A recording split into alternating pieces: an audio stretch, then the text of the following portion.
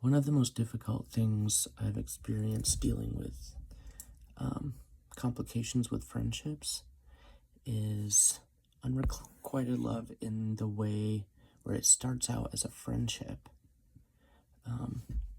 Was with a good friend, someone you're not like attracted to in a romantic way or with any sex appeal or anything like that, but just a friendship and you like who they are. And then they have this pull for you if they get attracted to you, and then they don't know how to admit it to you, but you can tell because they're always hitting you up. And I've dealt with this several times, as far as being the one pursued by people I'm not attracted to. And I notice myself, I start getting frustrated, and then I'm like with this like pull that I feel that I don't want, and I realize like, oh, this person probably just likes me and isn't comfortable enough to just tell me, and they're trying to pursue me. And for some reason that ambiguous pull to me is very frustrating. I'm like, I don't like that, and then I just start avoiding the person. It affects our friendship, and I really, it's one of the things about this life that's tough to navigate, but I've become better at it, and I've just brought it up before really gently, because you're dealing with someone's heart, so it's a delicate thing. And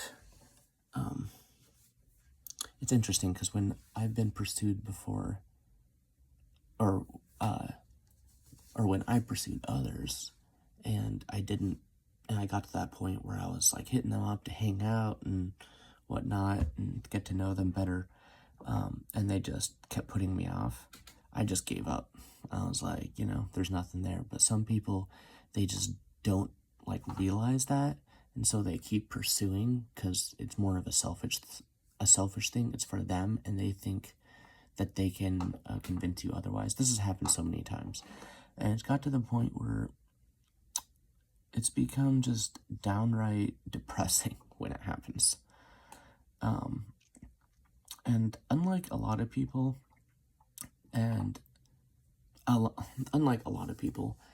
I will, like, if someone's really into me, and maybe I'm not super attracted to them, but they're not like, I'm not attracted to them, it's more of a neutral thing,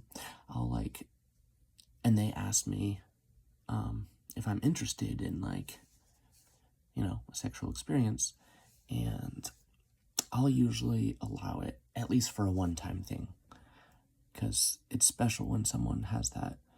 And I mean, if everything is safe and good and there's clear communication about it, then really it's fine. But then, of course, they start wanting it more and more, and you got to put up boundaries, and you're like, hey, this was a one-time thing. It's just tough. I've been going through that again. And what makes it really tough for me right now is I have been lonely. If I'm being honest with myself, I'm kind of picky with partners because I'm kind of a unique individual in a lot of ways. I'm very different from a lot of people in a lot of ways. If you watch my videos, you'll understand why, hopefully. I explain it. But what's tough is I haven't been able to find anyone that I feel that synergy, that coalescence, that activation of my heart and my emotions. And instead, I get these folks who are attracted to me, and I'm not attracted to them, and they're in my friend circle, and so, like, it turns into a frustrating thing, and then I want to avoid them, and then they know that they're being avoided, and it's just very hard to approach. One way I've been dealing with it is I've just become very authentic, since that's my aesthetic, and I just say, look, like, this is uncomfortable for me, it's just not working. So I love and respect you as a person, but I just don't want to engage in that dynamic of relationship.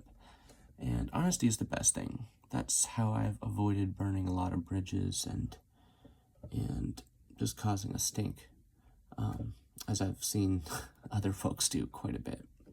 Because relationships are hard, and it's hard to be honest. It's hard not to just be bothered by someone or something, even if they're not doing anything wrong, but they just bother you. And the mature disposition to have, and how to approach it respectfully and authentically, and in a way where from human to human, there can be understanding.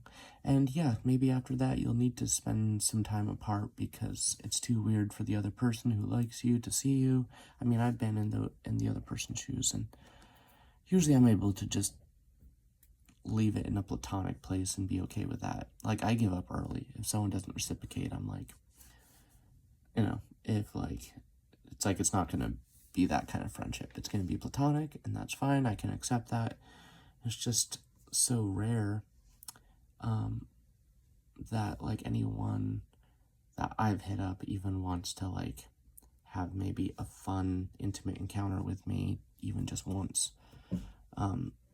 Whereas like when someone's into me, I'll let that happen. Sorry, my nose itches. It's like weird to itch your nose on the camera, in front of the camera.